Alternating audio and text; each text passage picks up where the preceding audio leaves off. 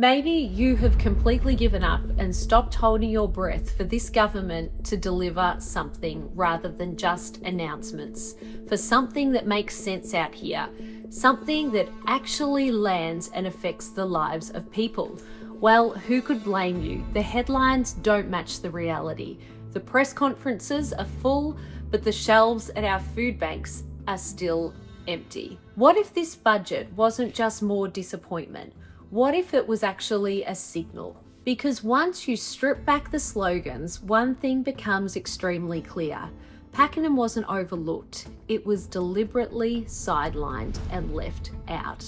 Crime is getting worse, stores are being hit here daily, and the system keeps turning offenders loose. Our food banks are running dry, and the families that depend on it are waiting weeks for those shelves to be restocked. And in the middle of a schooling crisis, the government have cut even more from the specialist programs our children rely on. This isn't just a policy failure, it's a picture of who matters and who doesn't in the state of Victoria. Because if you look at where the money is going, it is clear who they're backing and who they are not. Pakenham's not asking for favours, just the basics. Schools that aren't overloaded, streets that feel safe, and a community where families can thrive, not just survive.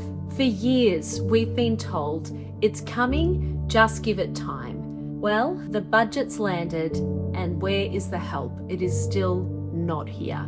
Specialist schools are still under strain and facing even more cuts. Families compete for access to food relief, and while crime keeps rising, it's the victims who feel forgotten, not the offenders. They had the money, they had the briefings, they had the choices.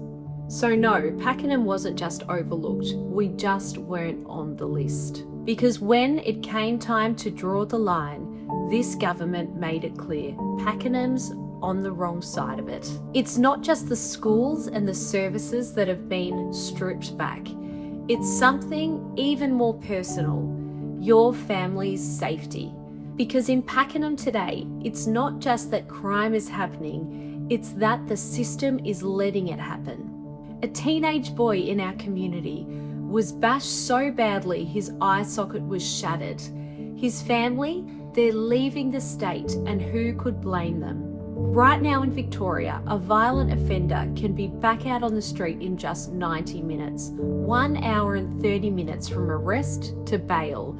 Police are short-staffed, courtrooms are clogged, and this government has just cut funding even further. You obey the law, you pay taxes, and somehow the offender walks free. This isn't just neglect, this is a system that has turned its back on the very people who fund it. The government promised safe streets, and what we've been given is a revolving door.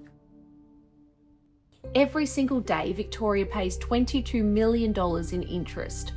Not on schools, not on food relief, just on the interest. That's your money, your children's future, to keep a broken system limping along. And yet, while the government drowns us in debt, they still come back to Pakenham and ask for more. More taxes, more compliance, more rate hikes, but nothing for the families trying to stay afloat. Local food banks are going empty, schools are overcrowded, specialist programs are overstretched, but instead of fixing it, they are asking for more. This isn't economic management, it's economic extraction. But Pakenham isn't the problem. Pakenham's resilient, tight-knit, and worth investing in. But when a government sees you as a source of revenue, not a community to care for, this is what you get. They want you to think that this is just how it is now, but nothing will change unless your voice is heard. So I've got a check-in below, which will take you 1 minute. You'll get a snapshot now, and then next week I'll send you the full report so you can see how many of your colleagues and your neighbours are feeling right now.